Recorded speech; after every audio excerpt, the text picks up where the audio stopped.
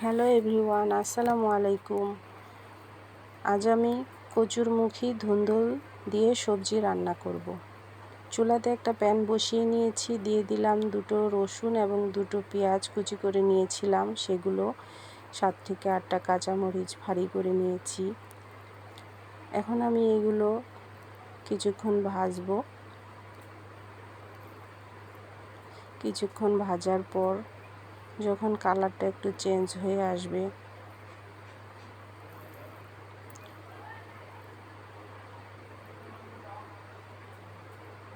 দিয়ে দিলাম পরিমাণ মতো লবণ,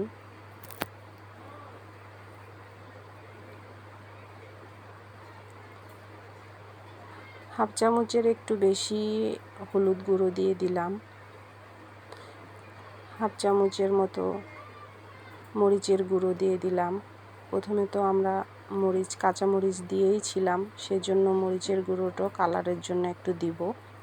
দিয়ে কিছুক্ষণ আমরা মশলাটা ভাজবো।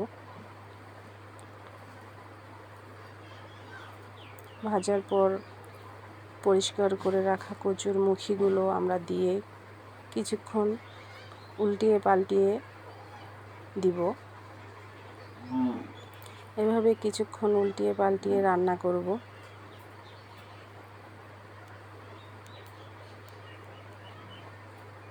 এক্ষেত্রে চুলার তাপটা একটু কমিয়ে দিবেন।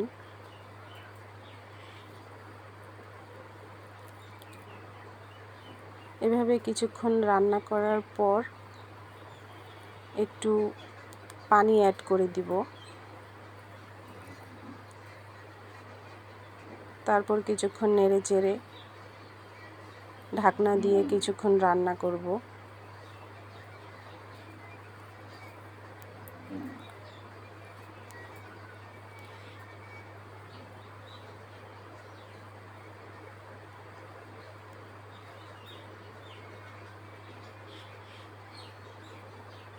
দেখুন পানিটা শুকিয়ে এসেছে। এই পর্যায়ে আমি দিয়ে দিব কেটে রাখা ধুন্দুলগুলো। এগুলো আমি আগেই ধুয়ে পরিষ্কার করে রেখেছিলাম। এখন কিছুক্ষণ উল্টিয়ে পাল্টিয়ে দিব ভালোভাবে। মনে রাখবেন, এক্ষেত্রে কিন্তু কোনো পানি অ্যাড করব না, কারণ ধুন্দুল থেকে অনেকটাই পানি বেরিয়ে আসবে। এখন ঢাকনা দিয়ে কিছুক্ষণ রান্না করব। একটু চুলার আঁচটা বাড়িয়ে দিবেন। দেখুন কতটা পানি বেরিয়ে এসেছে। এভাবে কিছুক্ষণ আমাকে রান্না করতে হবে।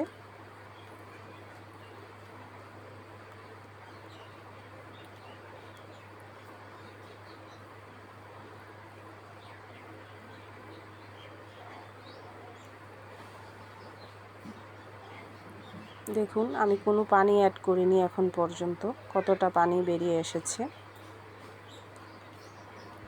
একটু পর পর ঢাকনা খুলে অবশ্যই নেড়ে চেড়ে দেবেন, না হলে তলানিতে লেগে যেতে পারে।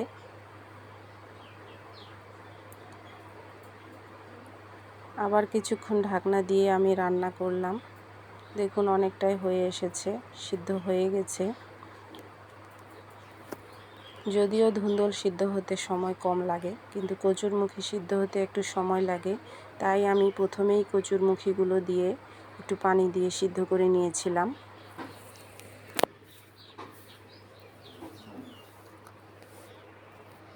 এখন কিছুক্ষণ নাড়াচাড়া করার পর, উল্টিয়ে পাল্টিয়ে দেওয়ার পর আমি পানি অ্যাড করে দিলাম।